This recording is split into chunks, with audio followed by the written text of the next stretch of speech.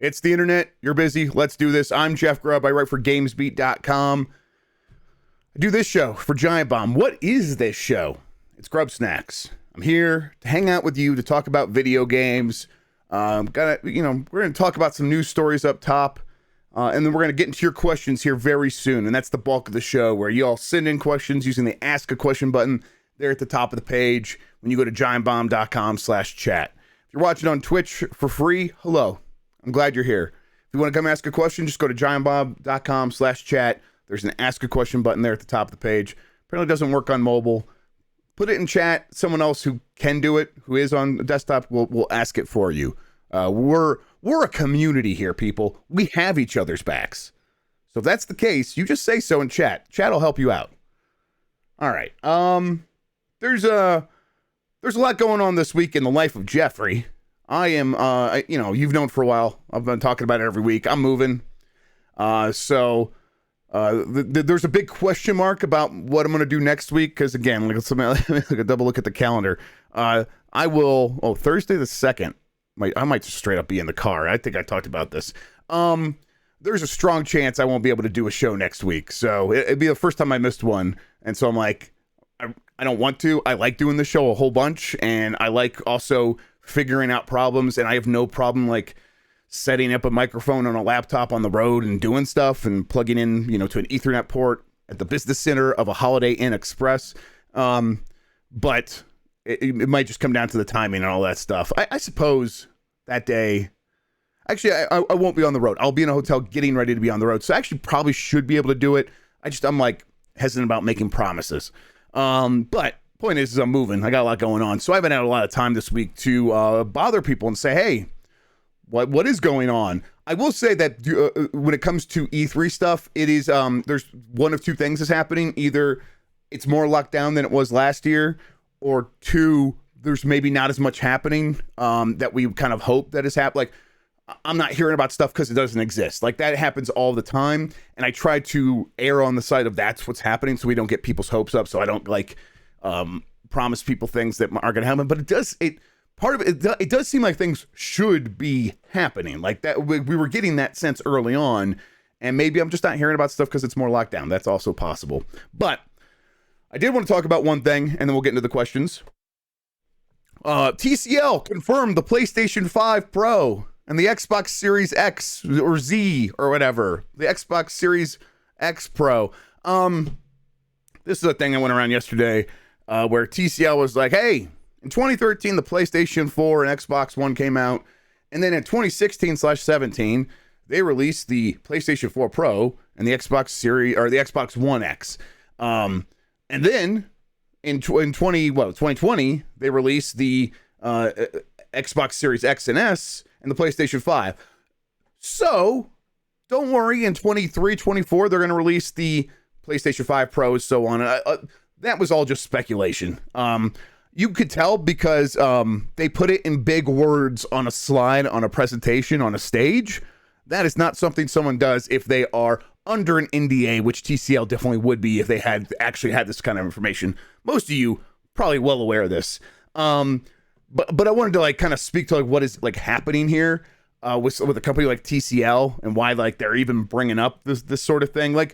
You would think if you're TCL, you're trying to sell TVs, you could kind of just still rely on the fact that the Xbox Series X and the PlayStation 5 do require sort of the high-end TV sets to get the most out of them, and you can sell that stuff. But these companies like TCL and other TV manufacturers are super duper worried because the buzzwords that they've relied on are sort of being cashed out, and they don't have another natural buzzword to move on to. What I mean by that is, for years, we have been relying on 4K to get us excited to buy new TVs. And they are coming to the end of that rope, basically, where for the people who wanted to upgrade to 4K have done so.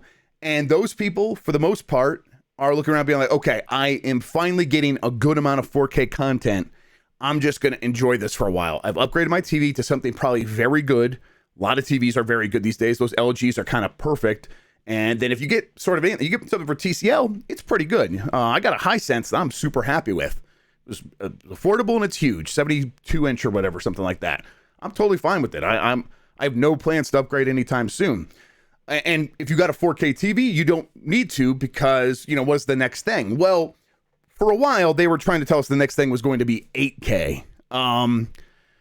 And that is just, no one is buying that. No one believes that, because we all went through what happened with 4K, where 4K came out and there was not a lot of 4K content for a very, very long time. And we're looking around and we could see there is not any 8K content. 8K native content just does not exist. And if we're playing games, we all know that like 4K is kind of what all you really need. And even that is a bit overkill when it comes to resolution. Anything above that, you're doubling. Like, you got to think about the fact that like this is exponential growth in the number of pixels. That when we go from 480 to 1080p to 4K, and now we're going to 8K, like that is a massive number of extra pixels for very little benefit. And so we all know this as gamers, as people who are savvy to video content, that 8K is just it's a bullshit buzzword they were trying to sell us on. Now, I'm not just saying this. There is data to back this up. Omidia, I don't know exactly how to say the company's name. They track sort of sentiment around televisions, and they make forecasts for how many televisions are going to be sold. And for a while, they were saying there would be like something like 9 million 8K televisions sold by the end of 2025. They downgraded that to 2.7 million 8K televisions sold by the end of 2026. That is a big shift. And basically, the bottom just completely fell out on the expectations for how 8K televisions were going to sell. So, if you are the Polish TCL superstar who was on that stage, and I'll say that the guy that was on that stage for TCL has a bit of a reputation for kind of just saying whatever he has to say to sell TVs. Like, that is, from the people I've talked to in Europe about this, like they all kind of know him pretty well for that. He's like looking for the next path forward beyond just saying 8K to sell people TVs that they don't necessarily need right now. And he seems to think that maybe creating a FOMO for a new crop of consoles is the way to do that. I don't know how much anyone's going to buy into that either, but this is what this is about. It is them kind of being desperate for another buzzword. They don't really have one. And, I guess that begs the question, right? What is Microsoft going to do? What is Sony going to do when it comes to upgrading these systems going forward? And I think it's reasonable for people to expect a Pro of some sort. I just don't know when, and there's a lot of factors that kind of push back against those expectations. For one, these consoles continue to sell like crazy and at their launch price, and there doesn't seem like there's any reason why they would drop the price in anytime soon. And that was one of the big things last gen is, they wanted to create a stronger hardware for developers to be able to make games and extend the generation to sort of a natural endpoint because it wasn't headed there at that time. But also, they were selling hardware that felt very old very quickly, and they were going to have to drop the price to sort of make it make sense for people continuing to come into the space. And so what they do is they release new hardware to keep that average sales price relatively high. And they don't need to do that this time, and they don't need to do it in a way that is like, okay, we need to completely rework the hardware and try to get extra power out of it. And then by doing that, creating extra work and headaches for developers. What they can do is slim things down. They could take the benefits of moving to a smaller process. So right now, like the PlayStation 5 is on a 7 nanometer process from TSMC. They could go to a 6 nanometer process. And if that's like gobbledygook to you, don't worry about it. All that matters there is that the 6 nanometer can do the same amount of output of graphical power using less energy. And so that creates less heat. That's the only thing that matters there. And so what they could do is they could make the form factor of the PlayStation 5 smaller. They could use less cooling components, and they would also get greater yields. A 6 nanometer, process PlayStation 5 is inevitable. So I said on Twitter yesterday, they're going to do that. And that is not some revelation. That is not some like big report that should surprise people. This is just natural, and everyone should know that is something that will happen. I mean, it's happened with the the Switch. The Switch did that, like where it went from, I don't know, was it like on a 12 nanometer and it went down to a 10 nanometer, something like that on NVIDIA. I have the numbers wrong there. I can't remember exactly what it was, but they shrunk the process. And then because of that, they were able to, boost the power of the Switch? No, they didn't do that. They got extra battery life, and that was the Switch battery life upgrade model. And then they've been on that process ever since. They're going to do the same thing with the PS5 and probably the Xbox Series X and S. The thing with the Xbox Series X is that thing's already so compact. They probably will just it'll probably run even cooler. They'll probably just use the savings that they might get from higher yields on their chips or whatever to put more memory, more storage into the Xbox Series X, and then sell that new model. And that'll happen with the PS5 as well. That'll be how they actually keep the price of these systems high, just kind of like during the Xbox 360 and PS3 generation. We will get revisions. They will be slimmer. They will run cooler. They'll be even quieter. They're already pretty quiet. They'll be even quieter, but then they'll have more storage, and that is how they will keep the price high. That's my expectation here. PS5 especially, if they go from that 7 nanometer to that 6 nanometer, they are going to be able to get significantly higher yields. And, we don't know this for sure. People have speculated a bunch of different ways about why there are so many more Xboxes out there than PlayStation 5s. Or at least that's the way it seems. And, that's backed up by sales numbers in a lot of regions. I don't think that's Microsoft paid a lot of money to TSMC to get to the head of the line. Maybe they did. And if they did that, that was the right call. To me, at a certain point, I think physics gets in the way. And if you could just pay to get, make a million more of your systems than the other guy, everyone would be doing that. It'd be a weird bidding war. But I think it's much more likely that the PS5 just continues to have slightly worse yielding issues, and they are just binning a lot of those chips into bins that aren't, appropriate for an actual PS5, and that's continuing to hurt supply. On top of all the other supply issues of needing a lot of cooling components and needing a lot of copper and stuff like that. So yeah, if they can get a 6 nanometer chip in there, they'd be able to get a lot more usable chips on the same size wafer, and that would be a huge benefit to the production of PS5s. And that's where Sony is going to want that as soon as possible. And that might be the path they chose. And that's maybe why there's a slight dearth right now, is maybe they're moving to that process right now. This is speculation, but I would expect very quickly, one of these times we're going to get a report from Digital Foundry or Gamers Nexus, and they're going to be hey, someone from somewhere sent us this PS5. They think there's something different. We're opening it up and look in here. Oh my God, it is different. There is a smaller process chip in here. Let's talk about that. That's going to happen anytime in the next year, I think. That's my opinion, but I think that's probably the case. Okay. Let's, did I smack the microphone? And that's what, okay. I was really hoping NVIDIA broadcast would get that. Usually it saves me with that stuff, but, not today. Not today. I'm not lucky enough to, that was the sound of science. Thank you, Christian. You got it. Okay. That's all I really wanted to bring myself today. Let us instead get to the questions, and I do that by clicking this button right here, and that brings you all up. And look at all you beautiful people asking questions already. Let's get to it. From Nylock, have you heard anything about day-to-day morale at Ubisoft? It seems like the company is in limbo, waiting for an acquisition or clear commitment to private ownership. Yeah, I've gotten some unconfirmed reports about what all the all the teams are working on. I can't confirm it, so I can't bring it now, but it does seem like a lot of that stuff would be in a situation where it's we need to know what our situation is going to be going forward so that we can feel good about continuing to move forward with these projects. Because if we are going to go to private equity, and the goal is, and I don't know if I've talked about this on this show, maybe I think I probably have, but the thing with Ubisoft is they are too unwieldy to be acquired or to be merged with right now. And that's their big issue. They are massive in terms of their footprint of employees, and then relatively small in terms of their market capitalization. And that's tough. And so what, if they were to be acquired, if they were to merge with someone, those are their two big options.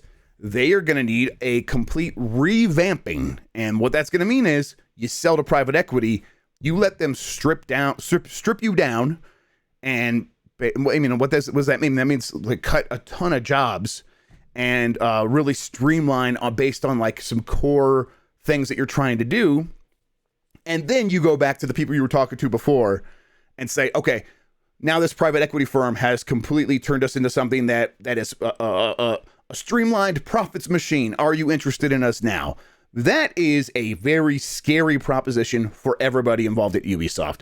That is a very uncertain future. And at a certain point, if you're looking at a project, it's like, we haven't announced this game yet. We are in the tough part of the concept and prototyping stage where it's like, you know, we have to meet certain like imaginary metrics where it's like, okay, if we put this game out, what do we imagine it's going to do? And is it like going to convince people at Ubisoft right now that it'll be profitable? And then if we sell to private equity, will it convince them? A likely much tougher audience at that point. An audience that is looking for excuses to cut teams. That's scary stuff. So I would imagine the morale is pretty low. I'll check in again. But I think you see it a little bit, right? You kind of see it like the people that the names that you might be familiar with that are Ubisoft, just slowly, you know, kind of peeling off and going off and doing other things. And I think that all comes down to not having long-term faith in where Ubisoft is headed. To me, this is a pretty sharp turnaround for that company. And I think they just got bloated in the exact wrong way. And you know, this is a company I thought like, hey, they make a lot of games relative to EA and Activision, and that's pretty impressive. And I think that they're doing pretty good. And then they had like one or two games that didn't hit exactly right, and it all went wrong. And it just continues to show the super duper risk of blockbuster game development, where all it takes is one, you know, Tom Clancy game to come out and fizzle out. And now you have to rethink everything. That is, every company is afraid of this. And that's why so many are trying to diversify into mobile and diversify into free-to-play live service games that could just go on and on and on. And Ubisoft has that stuff. And even then they are in this situation where they're like, we don't really know how to go forward. From Fridgewater, all my best to Jeff Grubb. Thank you so much. I appreciate that. Let's start off light. What video game character should I name my daughter after? Yeah, Boshi from Super Mario RPG. That is, I think it's in Japan. They were like, did they name him Woshi or something? Because he's supposed to be like the bad Yoshi, and he's supposed to be like Waluigi and Wario, right? But they call him Boshi here, and I love that too. And I think you should stick with the American naming. He's a purple Yoshi that wears sunglasses and is super fast and will outrace you. You got to go with Boshi. Or yeah, Christian says Diablo. Go Diablo. Name your daughter Diablo or just El Diablo. La Diabla? I don't know. I'm bad. I'm just gonna stop. From Complex Nobody. Good morning, Jeff Grubb. Have you heard anything about the Halo Master Chief Collection like Gears of War Collection rumored to be announced at the Xbox Games Showcase? I've heard, I think, what are the same rumors that everyone else is hearing. And so it's not like, ooh, I'm going to bolster those and say for sure that's happening. I'm hearing the same stuff everyone else is hearing, and I'm not positive about it. But it sounds right. That sounds right. Sounds like the kind of thing you could do when you don't have a lot of other stuff happening. From Blackheart Vinyl, once again, I got to know, why did Mike say that? I don't know. He's so the Nintendogs. You gotta just watch it. It's a banned word now. He said a weird thing, and then he explained himself, and I think I was too shocked to actually listen to his explanation, so I still don't know why he said it. From Sosuke, hey Jeff, your favorite mod Sosuke here to ask you this. Is there any shot Microsoft is playing around with the idea of Xbox native handheld? Jez Corden seemed to hint at it this week on Twitter. I mean, listen, I think they might be always experimenting, but I mean, I just don't see one happening anytime soon. It may be the Steam Deck is the kind of thing that like really kicked them in the pants and said, oh, people do want this, and it is like physically possible.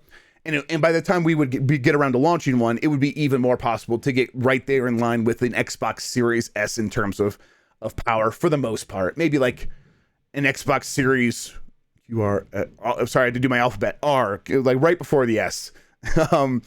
But you know, the thing I heard from them for forever internally was, we have a handheld strategy and it's called your smartphone, and we're going to stream stuff to your smartphone.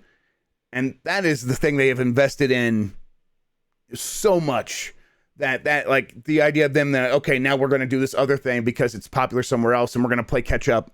Like, they hate the idea of playing catch up. That's the one thing that has hurt them over and over and over in every space.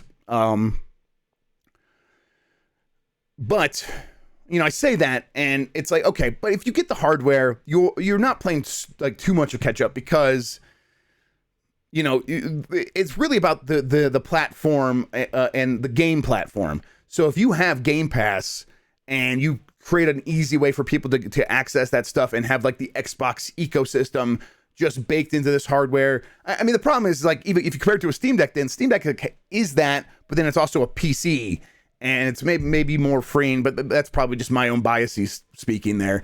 I don't think one happens for a long time, and I think that if they experiment with one, there's a strong chance it just never comes out. They have a good hardware team at Microsoft, though, and if they wanted to tackle this problem, I think it would be good. I think it would be a good use of their time. I think it would be something that would be very successful. But, you know, who knows if they want to actually take that on. From It's On Me. Hi, Jeff. Hope you were well. How's the move going? Yeah, I talked about this a little bit in the pre-show. It's going. I'm at a point where, like, I look around, it's like, okay, I could just, like, move this stuff from here to there, but once the pods get here tomorrow, I'll just move them from here to the pods directly. And that's kind of where I'm at. Like, there's not a lot to do. And then it's like, once rooms start getting cleared out, then I'll, you know, have cleaners come and stuff like that. And we're having carpet cleaners come, but, you know, it's going. It's still a lot of stress, but I'm trying to keep a positive attitude about it. We've been able to give away a lot of the big stuff that we weren't going to take with us, and so that's been helpful. And yeah, if anyone wants a giant entertainment center made by the Amish, it's like an old entertainment center, so it's for giant CRT TVs, and it weighs like 500 pounds. It's gigantic oak. It's really heavy. I just like the idea of like a television entertainment center made by the Amish, because they don't use electricity or whatever, and it's got like the electricity stuff built in. Like, hey, yeah, they know how to make something that would have appealed to me when I was, when it was 20 years ago when I had CRTs. But yeah, if you want one, it looks really fancy. I got it in my garage. It's ready for you. All right. From Doug Foot. AMD seems to be excelling with low-power graphics performance, from the Steam Deck to their 6000 series laptop chips. Do you think NVIDIA can match their low-power performance, and will Switch 2 be able to compete with whatever AMD has by that point? Yeah, I do. NVIDIA's, the Switch is old and outdated, but it was old and outdated kind of when it launched, and those were NVIDIA's mobile stuff. NVIDIA is going to have... Yes, it's going to be very powerful stuff for the Switch 2, I think. And then on top of that, NVIDIA's software is just a tiny bit better in every regard to the AMD. And so if it has stuff like DLSS, and it has stuff like, its promised machine learning stuff for frame rate and all these other things, they could really like impress people with a Switch 2 that has really good battery life and has awesome performance. I have high expectations for the Switch 2 in terms of that stuff. And then because it'll be, the thing with the Steam Deck and those laptops is they're x86. They're coming down from like the very energy inefficient stuff, and they are forcing it to be more and more energy efficient, and it's super impressive. What NVIDIA is doing is they're coming up from the bottom, where they have these energy efficient chips that, could, and many scenarios, the Switch does use active cooling, but in many scenarios, they don't even need active cooling. Kind of like, an iPhone doesn't have a fan in it, right? And they're pushing these ones to be more and more powerful. And it's like, okay, well, do we want so much power that we do need a fan? That would give us like even more room to spare. But it's possible they could come out with a Switch 2 that is just all passively cooled and still has really good performance and uses DLSS in every scenario. So it's just like kind of running games at, 640p and it looks like they're 1080p or something like that, or running at 720p and they look like they're 4K on a big TV. All that stuff is possible. So I'm hopeful. From Bean CPM, what are the chances that that the reason Blasto isn't part of the currently revealed games for PlayStation Plus Premium is because they're working on some sort of Blasto remaster? Could a Blasto skin come to Fortnite? I expect Blasto everything. The year of Blasto is 2023 is going to be the year of Blasto, everybody. We are going to get a Blasto remaster. It's going to be that's what Naughty Dog is actually working on. They took Naughty Dog off everything and they got him on Blasto. I don't know. I'm hopeful. I liked Blasto when I played it at my friend's house. God, how long ago was that? I was in high school still, so a very, very long time ago, a generation ago, a human generation. Yeah, the Blasto remaster. Okay, now they have to do it. God, that's right. And Phil Hartman was the voice and everything. Yeah, rip fault, Phil. I would love to see more done with Blasto. I really would. From Tom Payne, any insights into that smaller Assassin's Creed game? Ubisoft seems like they've been very quiet lately. Yeah, I mean, like I said, I got a bunch of stuff I'm still trying to confirm regarding Ubisoft. It sounds right, the stuff that I got. But I'm not exactly sure about, like, if I'm ready to talk about those things yet. Maybe that's something I could try to, like, confirm. And then next week, when we will do a show live from Denver hotel room or business center, yeah, maybe we can talk about it then, and I'll try to like come back with a lot of Ubisoft stuff. From Complex Nobody, hey, Jeff, Grubb, a Vampire the Masquerade Bloodlines 2, is Vampire the Masquerade Bloodlines 2 still a video game in active development, or has it gone the way of Dead Island 2? Yeah, I mean, the last I've heard is that it is still coming, and it is still in the works, but it's just so hard rebooted that it might as well have never been announced in the first place, and they're still far away from, I think, announcing it again, I think. And if they do, it'll just be like a reintroduction, and then we'll still have to wait quite some time for a good look at gameplay. Excuse me. From Vetterly, Grubbsy, it seems that the video game industry has gotten more leaky, and now that we've reached a point where fake headline/rumor can make a company's stock plummet. Do you think we'll see any change in the way companies handle news and announcements? I don't know. If anything, they should be more open, right? So that they are the ones you avoid leaks by being more open and more honest and more transparent. There's obvious reasons why that is not a good idea in video games. Gamers are, I would say, finicky. I would say that we are also anxious. And so when gamers get information early, they internalize that information and then they hold it against the company if anything ever goes against that information. And we say, well, you said you were going to do this, and now you're not doing that. And that makes me mad, and that makes me distrust you, and you've ruined this relationship that we have. And these companies are like, listen, we're just like, come on, just realize what's happening here. We're just trying to sell you a product. Can we just have that kind of relationship? Yes, we want to pretend we have a deeper relationship because that helps us sell the product, but recognize what's really happening here. And gamers, we take this stuff very seriously, and we kind of have a hard time. I mean, it's the hobby for us, right? So it's like, it's hard for us to separate these things. And a lot of times companies are like, okay, it is very difficult to navigate this relationship that gamers think we have. And so it's better to just shut the fuck up Friday and then kind of wait for a time when you can, everything you could say, you could deliver on. And we've seen almost every company go in that direction, because it's probably what PR is saying. Hey, this is the thing that works. It's the thing you can rely on. It's something that gamers tend to like, and it does not hurt your sales. And if anything, it helps your sales. And so then that leaves us in a situation where there's a lot of information there bubbling under the surface for someone like me to go and get, and then to disseminate. And, for the most part, this process works fine for me. And I think it works fine for the audience that I'm speaking to and the people that listen to me. There's definitely people who don't actually watch the show and only get the stuff that I say and the stuff that I share or the stuff I speculate on secondhand. And they don't know how to process this stuff. They just assume everything is like gospel and things like that. And we see that all the time. And that's pretty frustrating. But anyone who's sort of actually listening and tuning in, like we all understand what's happening. We're like, okay, we're trying to figure out how the industry is working because it's very secretive, and we're bringing this information to the fore so we can actually have that discussion and kind of understand everyone's perspective, understand how gamers feel about something, and understand how companies feel about gamers, and back and forth. So, long story short, I don't think things are going to change too much. I think that most companies are just going to accept the thing you're talking about, where it's like sometimes a fake headline could come out and cause a momentary dip in stock. Like, you kind of can't control the stock market. You can't control how stupid investors are. They are notoriously and famously stupid, and you can't do anything about that.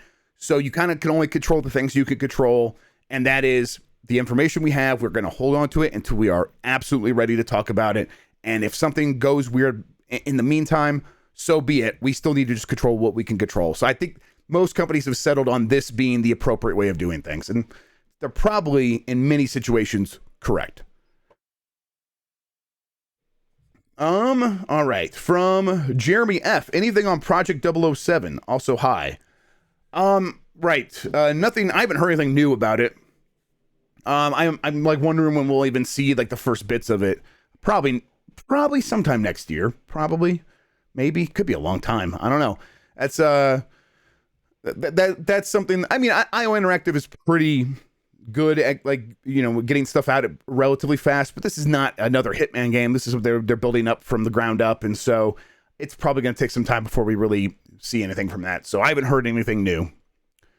From Sevward Grubbsley, do you have any games or memorabilia that holds a lot of sentimental value? I have an old GB Micro that I could turn a profit on, but I have lots of fun memories playing Advance Wars 2 on it to get through some crappy times.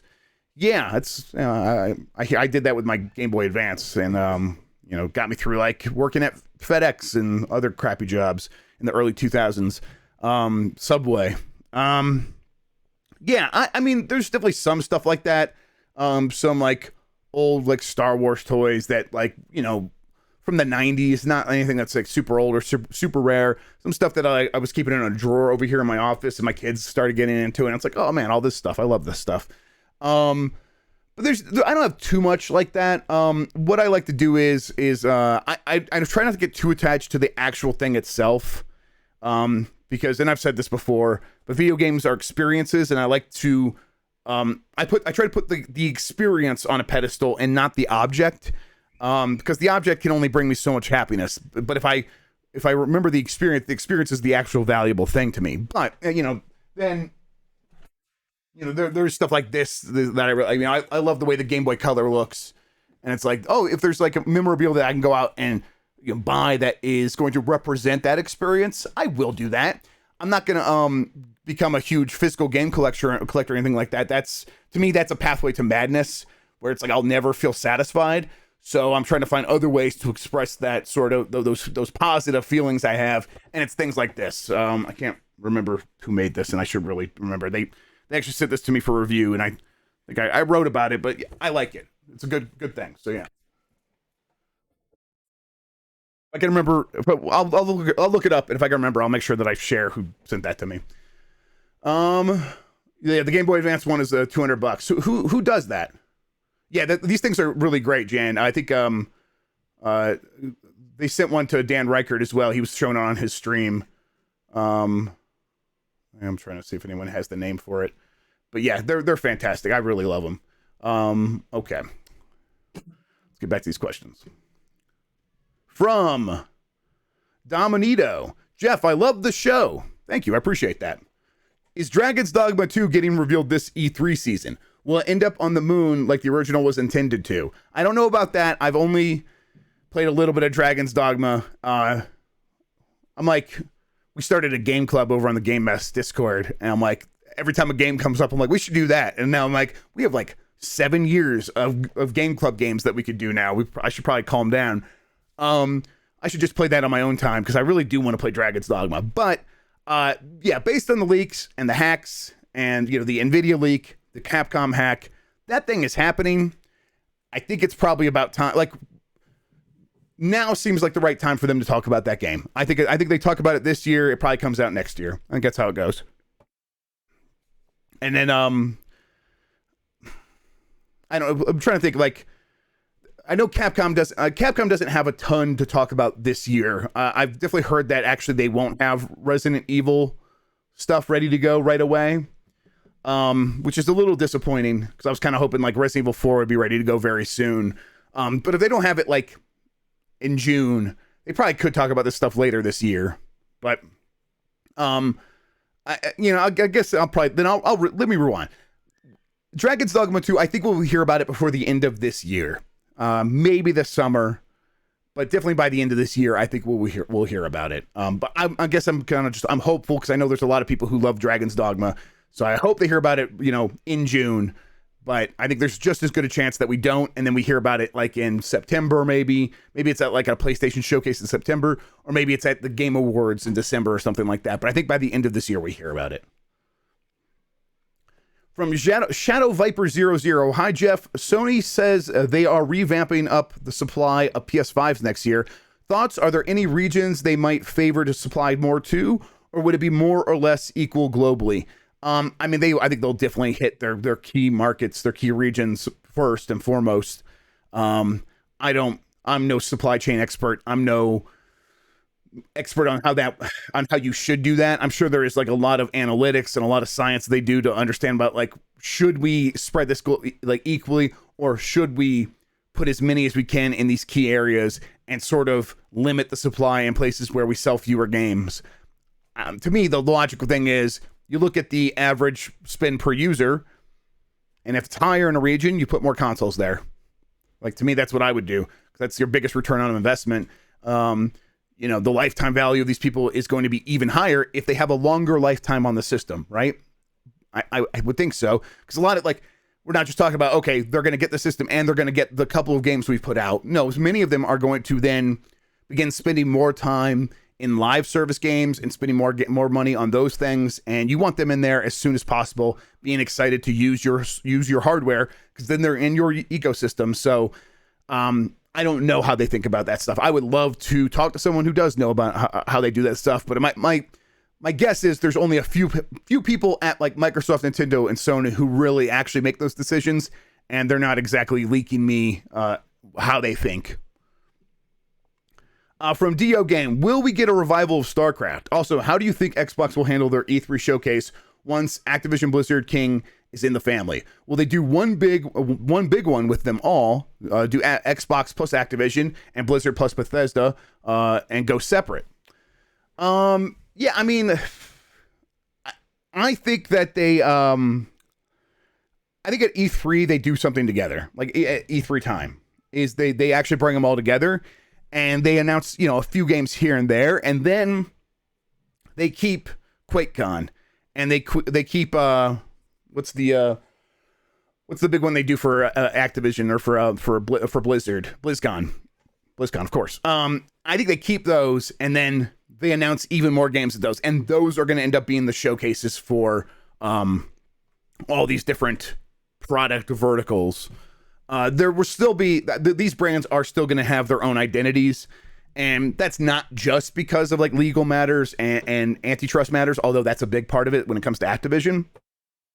The other big part of it, though, is, and we've said this every time this question comes up, it is super valuable for a company like Xbox that has a service like Game Pass to look like it is bigger than what it is. Now, it is very big, but when you open up Game Pass, it looks small if it's just like, okay, and here are the Game Pass games. But if you open up Game Pass and it's like, oh, well, do you want the Xbox Game Pass games, or do you want the Bethesda Game Pass games, or do you want the Activision Game Pass games, or do you want the Blizzard Game Pass games?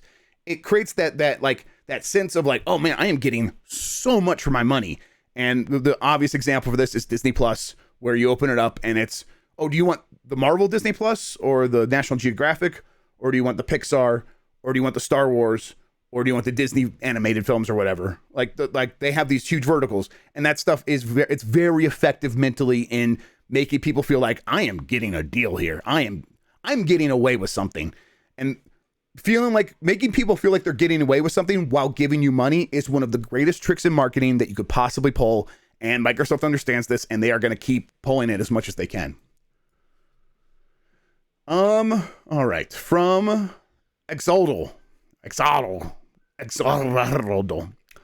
Any idea on what's keeping 343 Industries from hitting a good release/development cadence on Infinite, if anything? I think it's a bunch of the old excuses that applies to everybody. Pandemic, trouble hiring talent, all the troubles that go with launching a live service game for the first time, basically.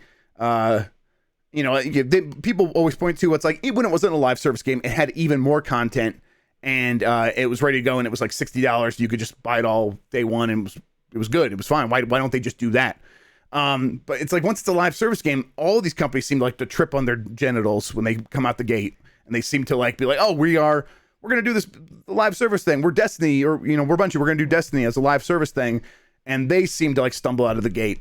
And no one learns the lessons from looking at from everyone else. They all have to go through these growing pains themselves. Even still, though, it does feel like Halo Infinite has even less than many of those other examples.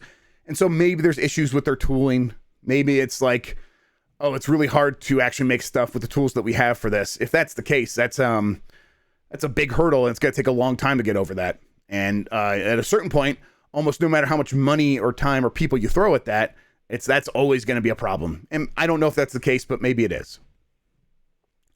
From PJ24, if Nintendo do another blank 99 game, what game do you think they would do? I don't know. I feel like they could do like a Mario Kart 99, like Super Mario Kart, like just take the Super Nintendo game and put 99 people on a course or whatever. Or maybe, you know what? Maybe F-Zero 99. Maybe that's what they actually should do to like kind of get F-Zero, like get people's beaks wet for F-Zero. 99 people racing in the exact, basically just F-Zero X graphics, not even GX, just N64 style F-Zero running it at 60 frames per second with 99 racers on the course. And you go in there and you just race, and it's the death race, and you're taking each other out, and you go until there's only one left. I think that would be pretty cool, but I don't know. I'd have to. I'm sure if I thought about it, there'd be some other ones that'd be even better. Let's see, from Mr. McCrinkledink. Hey Jeff, any news about a Nintendo Direct happening anytime soon? Haven't heard anything from Nintendo since E3, or from Nintendo since E3 isn't happening. So we were talking about this on, I think, GameSpeak Decides last week, and they did not announce their E3 plans until the very early part of June last year. And I expect them not to do the same this year. And the rumors I've heard, again, I really super duper can't confirm this. But like there was a possibility of them doing multiple smaller things instead of one big direct, or maybe they were doing a big direct and also multiple smaller things. But it sounds like they have a lot of, maybe like tweets and game specific directs and stuff like that in the hopper ready to go. And at least this is according to some people that might know what's happening. I'm like, I would not go write a story about this again, and I would, because this is stuff that it's just kind of like, I'm trying to track down these rumors, and I'm trying to be open about what I'm hearing with this stuff. But that's, yeah, I think that they're going to have something in June at the very least. They will have something. What that structure actually looks like, I'm still waiting to find out myself. From It's Just Kevin V. Hey, Grubb. What would you say to those who say you leak too much? Context, I have a buddy who's a game dev, and he's not a huge fan of yours for that reason. I like you, so there's that. Haha. Listen, I get it. I understand how developers feel. I'm just doing my job, though. They're doing their job. I'm doing mine. I try to be as respectful as I can, and I try to be as sympathetic as I can to people who would be like, oh, Jeff, I wish you wouldn't say that. We are keeping that secret for a reason. But if that reason is we're a game developer and it's part of our marketing thing, it really is not my problem. And my concern is telling the truth to my readers and telling truth to my audience and doing my best to explain the situation to them. And if people hate me for that reason, I'm okay with that. I don't necessarily apologize, but I do feel very bad. I don't know if that helps. Like that, I feel guilty in a lot of situations when it's like, this is the job. I am going to do this. And like the name of the Star Wars Jedi Survivor. Like the reason I was like, didn't want to share that is I didn't see a good reason, and I knew it would just kind of upset their marketing. And, but I knew it, and it's like, I'm just kind of like doing my job. And like, yeah, we make a kind of a fun game out of it and stuff like that. And that's kind of callous, but also it's just video games.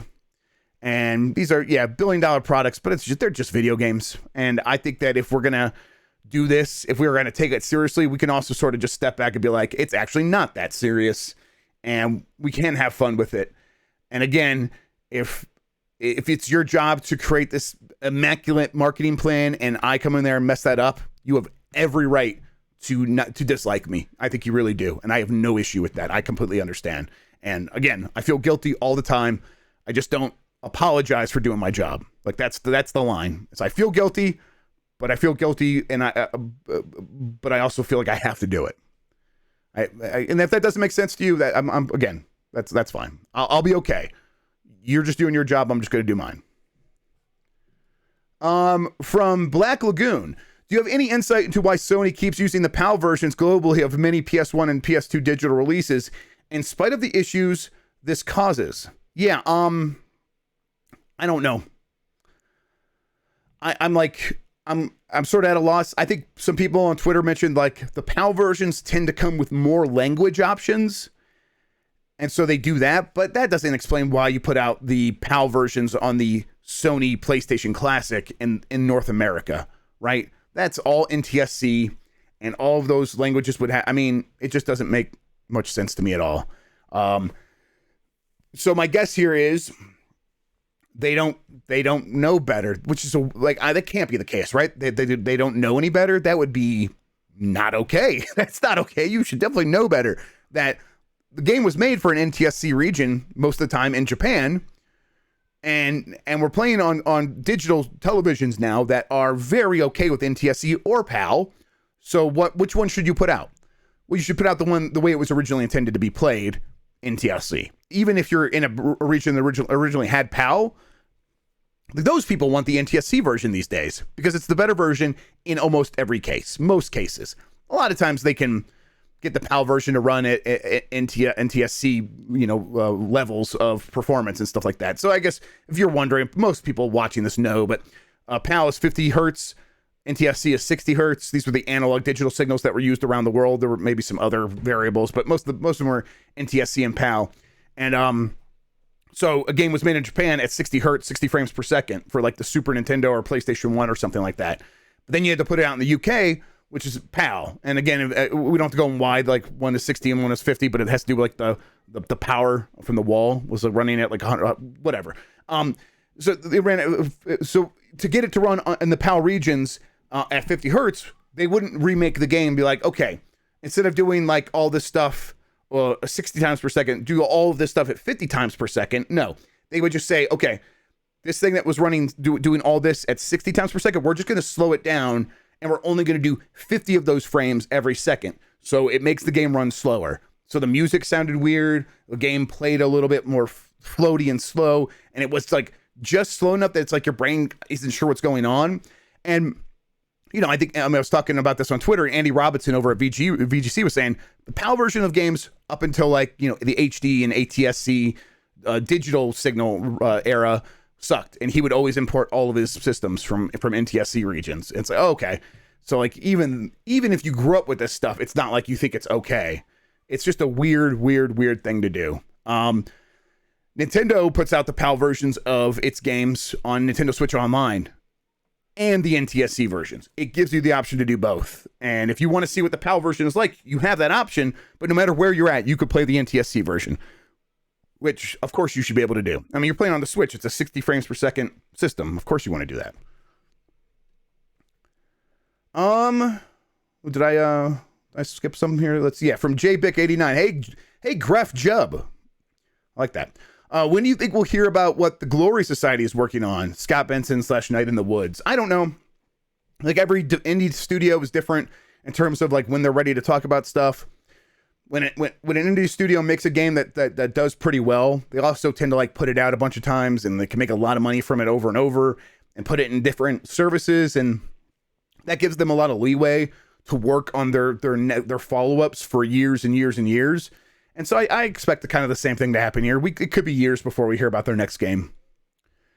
From Zcrits, I would like to preface my question that I am probably not a robot. That said, what does it mean to be human? In 10 words or less, please. Okay. I'll do my best. It's probably not gonna be 10 words or less. I'm not gonna count it, but basically, being human is to fake it until you make it, and getting to decide what matters to you. Like, you get to decide. Like, there are no real rules, but you should probably follow the golden rule, and then beyond that, decide what you actually value and what you should be spending your time on. And that was only 5 words, so I'm pretty good at this. From Tokoto, do you associate any video game with summer? So I've talked about how I associate Donkey Kong Country with Thanksgiving and the winter holidays beginning and stuff like that as we get closer to winter, which Thanksgiving is not a part of course.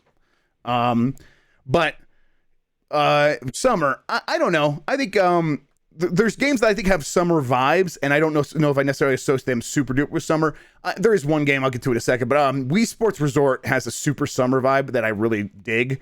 I'm into. I like that a lot. But I think The Legend of Zelda Ocarina of Time, I definitely played it right when it came out, but then that summer after it came out, I really dived into it even more and got so much more into it. I remember having friends come over and I'd be like, no, this summer is just a Zelda summer.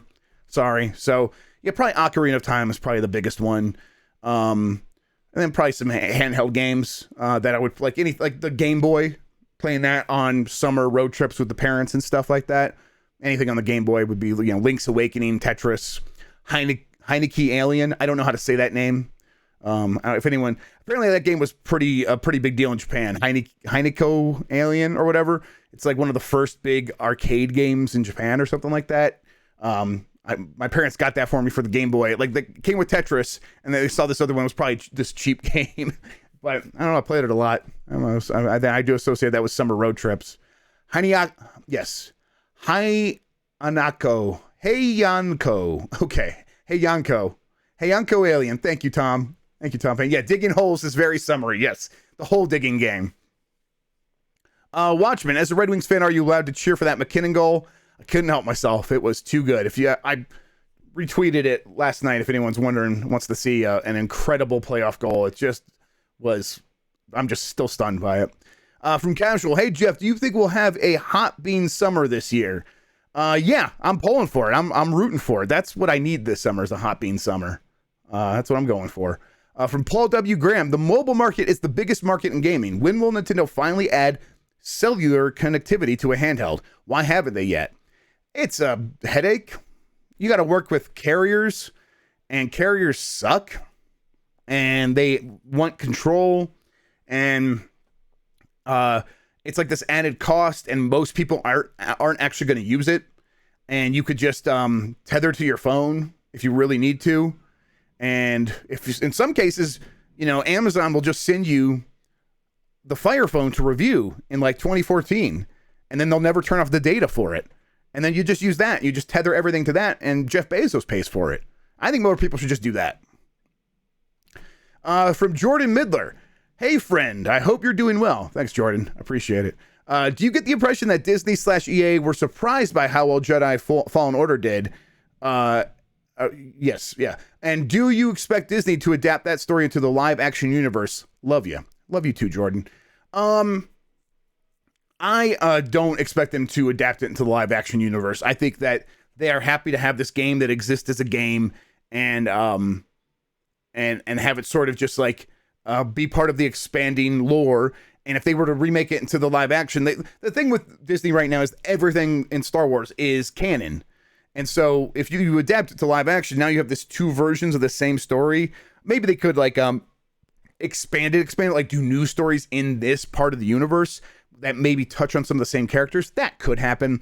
I think it would probably be much more likely that happens in comic books and novels and things like that. That's a little bit easier to manage logistics wise. But I do think they were slightly surprised. I think that, they have high hopes. Everyone always has high hopes for these things. But I think that they were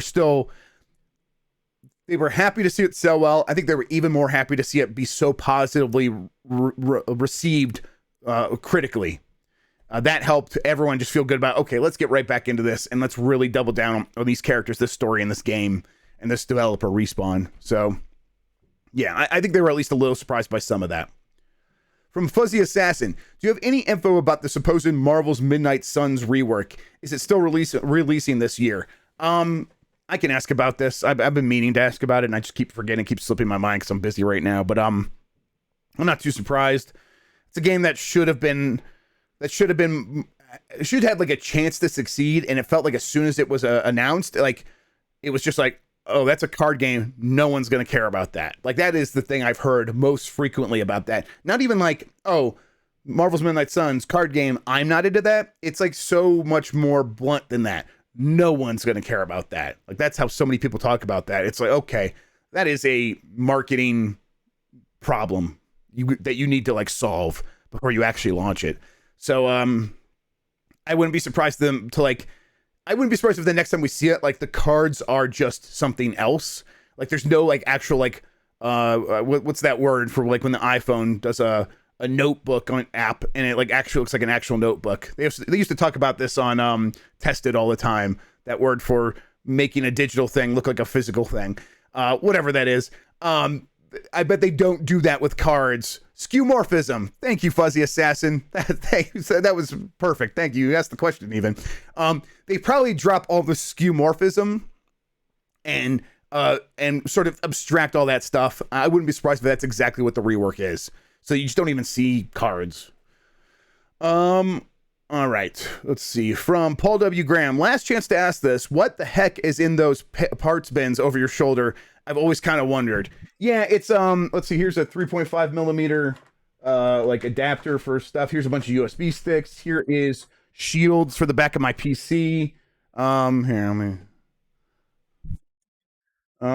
here's my certificate of achievement. 1994. Micro USB cables. Bunch of drive trays. Here's a bunch of stuff like extra stuff for motherboard stuff. So like the power cables for SATA and stuff, and things like that. There's the CPU slot guard and stuff like. You got to keep these in case you ever have to send it in for repair. I sent one in for repair one. I forgot to put that on. They're like, "Fuck you." They're sending it back. You messed up. We're never ever gonna fix this for you. I'm like, so stupid.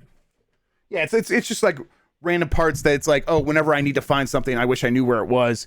And so I use my wife's label maker and put them on there. And I haven't done a good job of maintaining it, but it's nice. It's still nice to have that right there. I'm never going to be organized like that. I'm just never going to be. But I'm doing my best. What was the achievement? No idea. Let it be known that Jeff Grubb has successfully reached a personal goal. Signed by Miss Van Dyke, teacher, and Miss Rakowski, principal. Kathleen Rakowski. June 8th, 1994. Almost an anniversary of this. Pretty close, huh?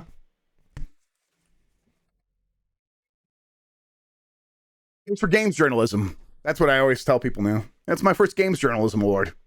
Congrats, Jeff. Thank you, everybody. It means a lot. All right. From Hammond of Texas. Hello, Daddy GrubbSnax. I have lived in Columbus, Ohio almost my entire life, the past 28 years. What are you most looking forward to and least looking forward to in moving to Ohio? Thank you. Yes. So I haven't moved there yet. So the things I'm most looking forward to are the things I'm leaving behind, which are the threats of wildfire, the really actual terrible air quality here in Colorado, and the constant threat of a water war, where it's like, there is no water here. That seems weird. Eventually, that's going to be a problem. Who knows when? And I'm like looking at my kids like, God, I hope I don't raise you in a place where there's going to be a water war, a war for water. I'm like, I'm going to move next to a Great Lake. And then if there's a water war, at least we'll have it. It'll be ours, and we'll be on that side of the war. That's where I want to be, in the water war. Perhaps in Los Angeles. Yeah. I'm like, I'm thinking about that kind of stuff where it's like, okay, I really love Colorado. It's beautiful here. I love the mountain. I never, ever got over looking at the mountains, let alone going to the mountains. I wish we had time to go back to Breckenridge a couple more times. We're not going to have time to do that. I'm bummed. But it's like, when I think about the day-to-day of living here, the air quality has been terrible more days than it's been acceptable. And that's like, even when there's not wildfires, it's just bad here, which is strange. It's weird. But it's the case. And then, there's the cost of living and stuff like that. It's very expensive here. And Ohio's not. It's just not. So we're going to have a nice, spacious place. We are going to be next to the Great Lakes, so I'm going to go take advantage of that, and that's going to be fun. We like that sort of stuff. And then it's going to be like, okay, I'll be close to Mike, and we can do stuff, and close to some family, and we can do stuff like that. But yeah, that's kind of what I'm thinking. From Charablaze, hey Jeff, would you classify the DS games that added hardware as cartridges?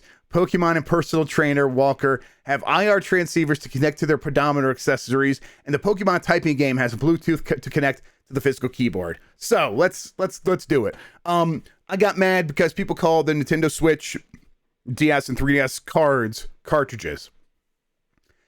My underlying thing here is I don't think you get to call something a cartridge if when you put it in the system, it has loading times. To me, that is just something that's basically equivalent to a disc or a diskette or a storage card. But some cartridges did have loading times. People, I think Street Fighter Alpha did or something like that.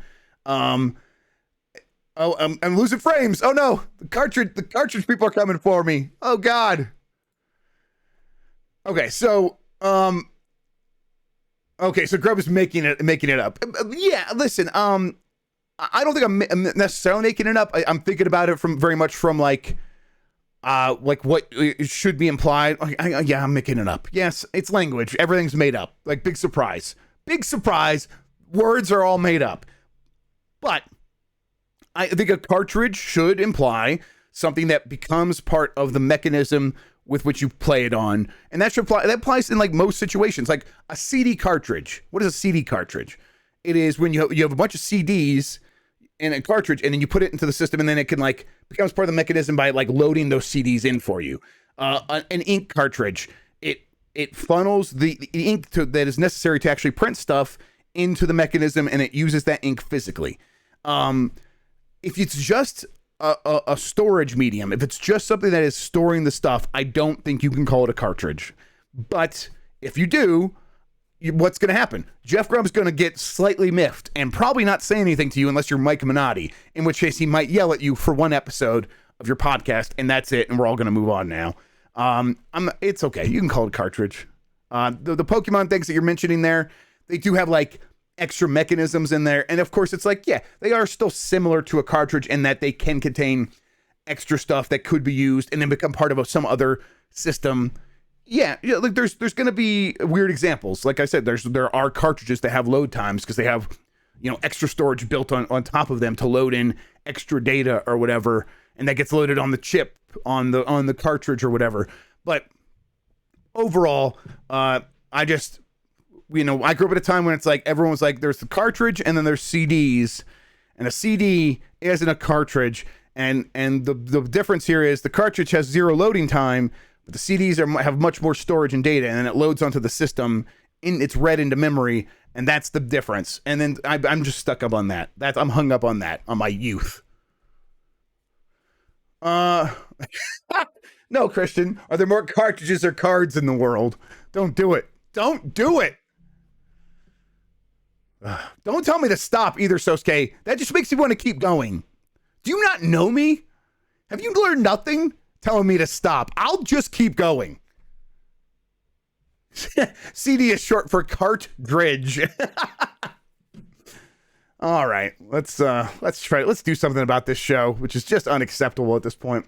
From Vetterly, about the stock I mentioned that plummeted due to a rumor. A meme account was tweeted a fake headline that Costco is raising the price of their hot dogs due to inflation, and Costco's stock crashed 13%. Just wanted to clarify that. So yeah, that itself is actually kind of a meme. Costco's stock dropped because Target reported its earnings, and a couple other big box stores reported their earnings, and they were like, we have so much stock, and there's not as much demand, and we are missing our forecast by a huge margin. And so everyone applied that going forward to other similar stores, and then a meme account said that hot dog thing, and some people did pick up on that, And maybe some people did lower their expectations, their cost, profile for Costco because of that. But that wasn't the main reason the stock went down.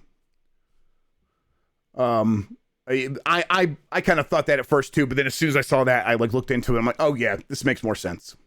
From DX Annex, is there any credibility to the rumor that Atlas may be remastering the Persona 3 Fez for console and PC? I mean, why wouldn't they be? I don't know for sure, but why wouldn't they be? What is wrong with them if they're not doing that? That's something they need to ask themselves. What is wrong with us if we're not doing that exact thing?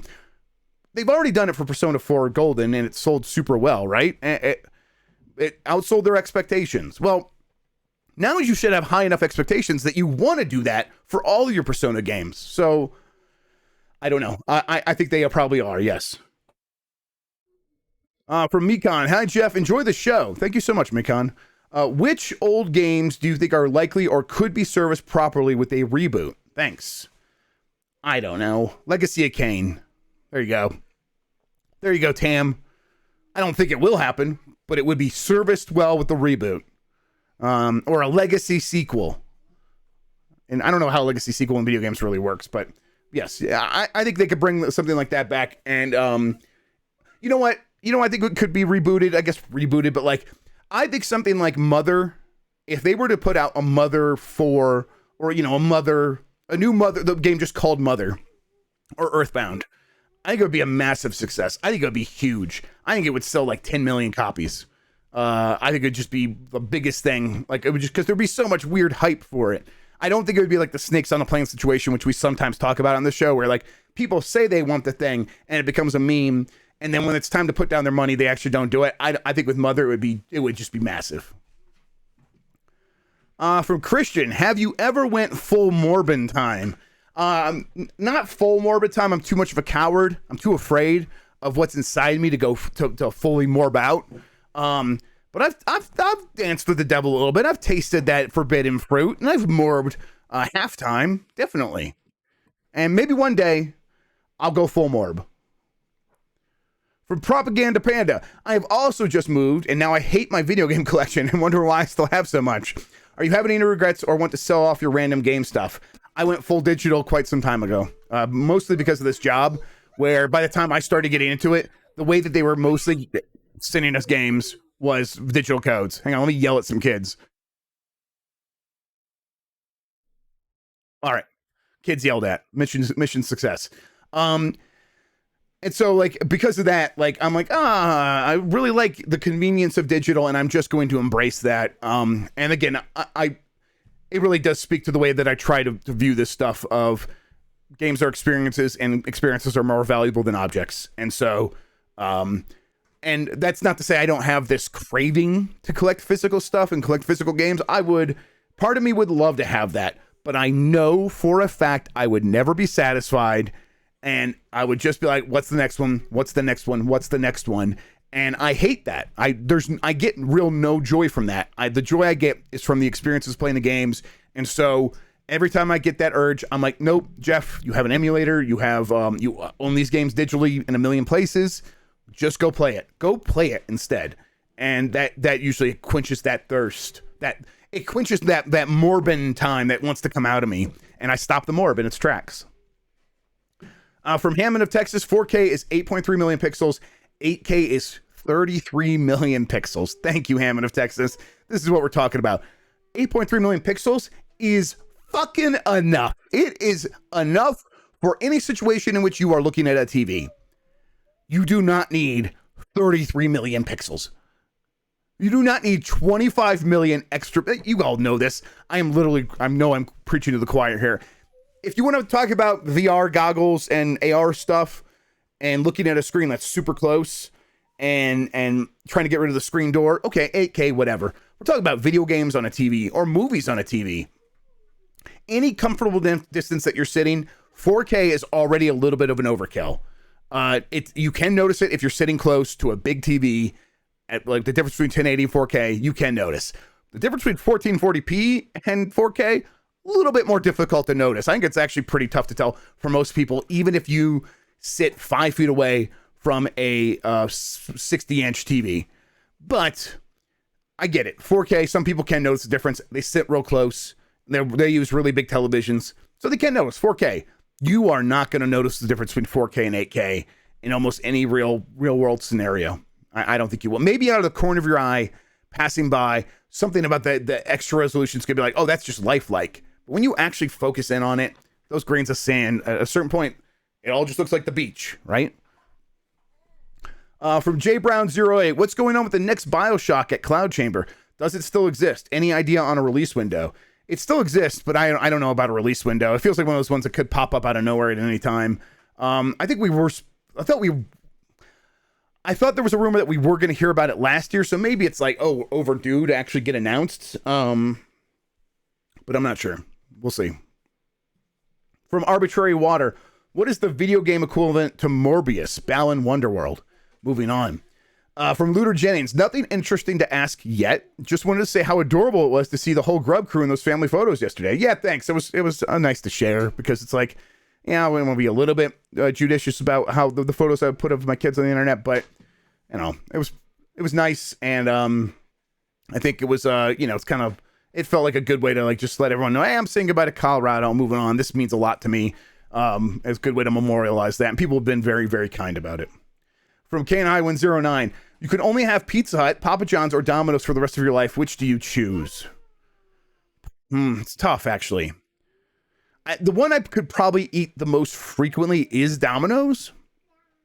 Because it's also like the most bland. That's actually a benefit if you're eating it a lot. But I think Pizza Hut for the stuffed crust. They have the really good stuffed crust, so I'd probably go with Pizza Hut. And it's like, I really try to only eat cheese when I'm having pizza. So I'm going to have cheese. I'm going to go all out. Give me that stuffed crust.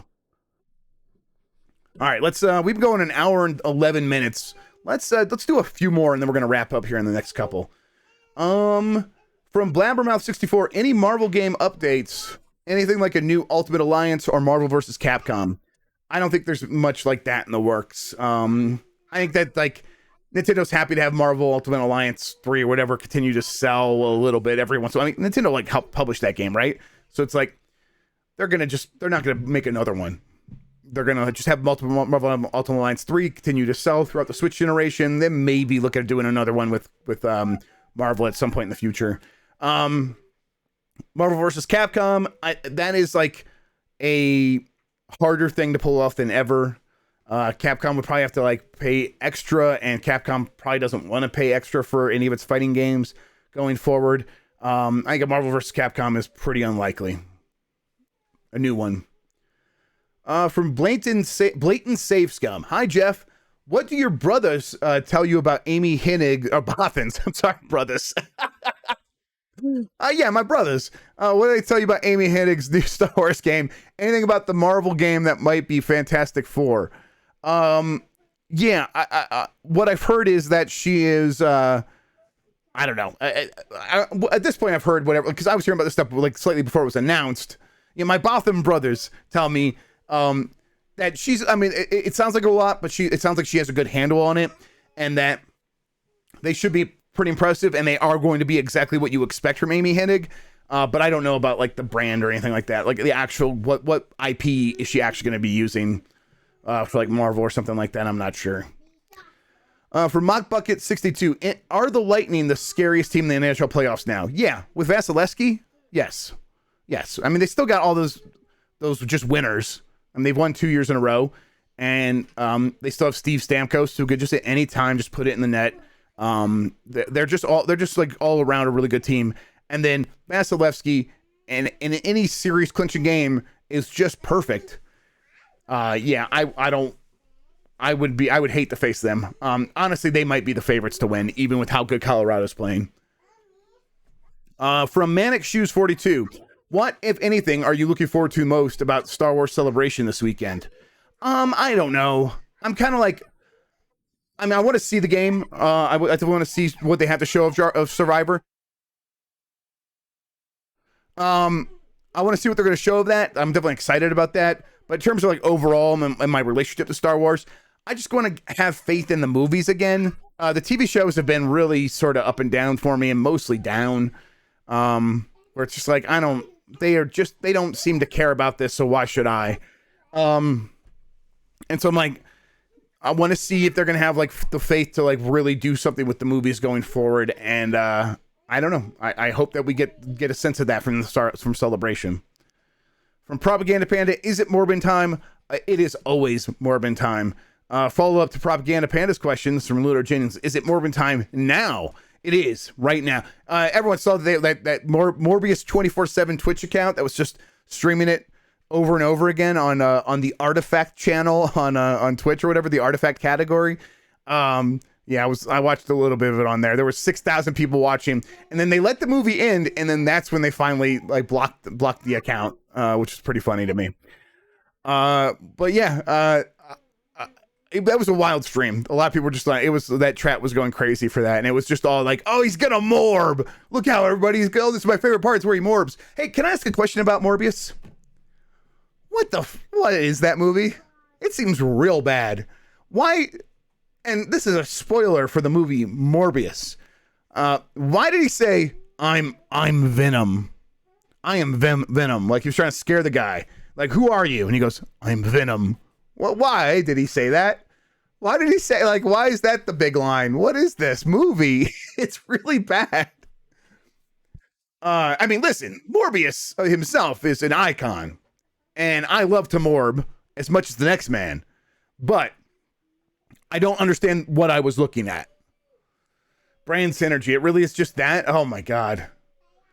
I mean, it's like,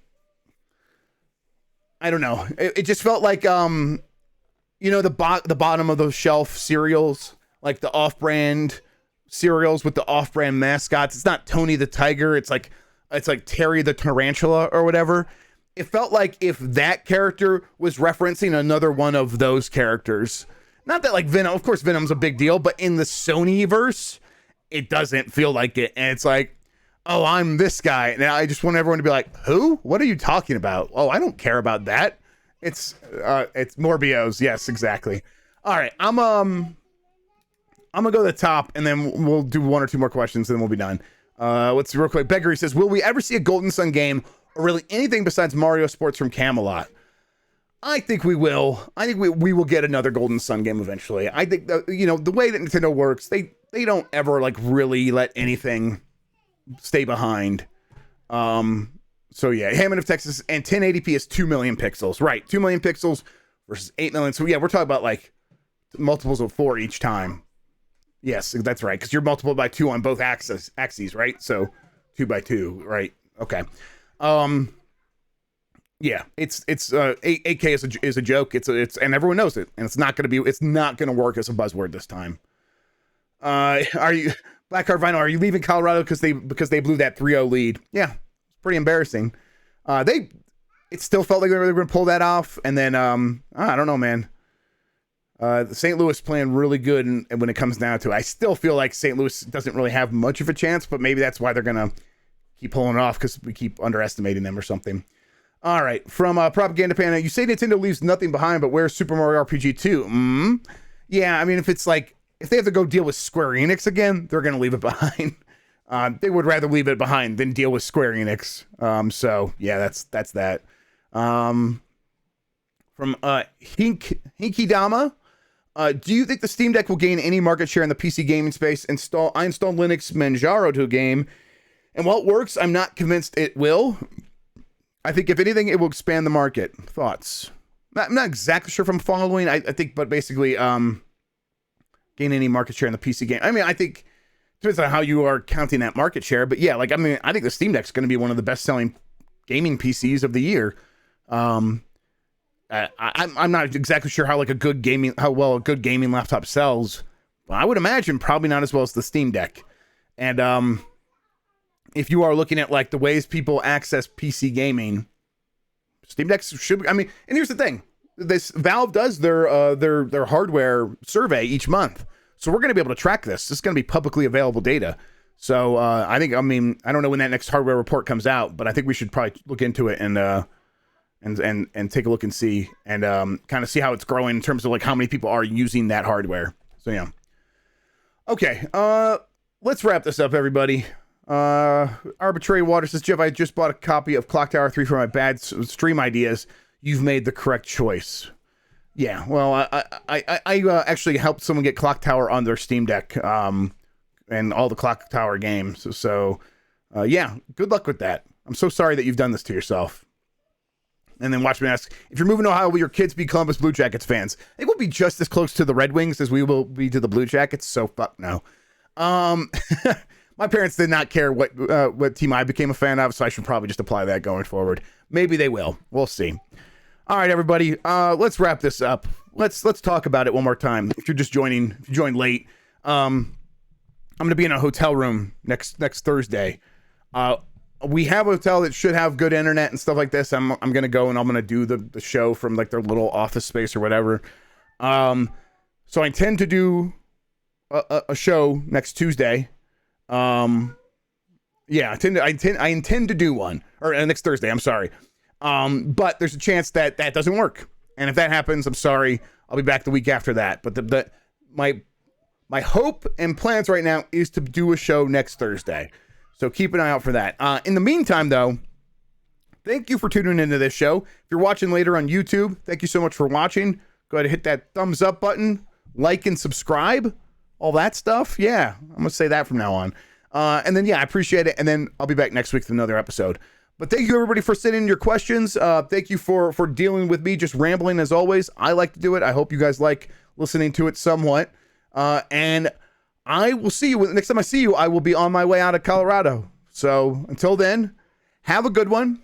Take care of yourself. And goodbye. And yummy, yummy.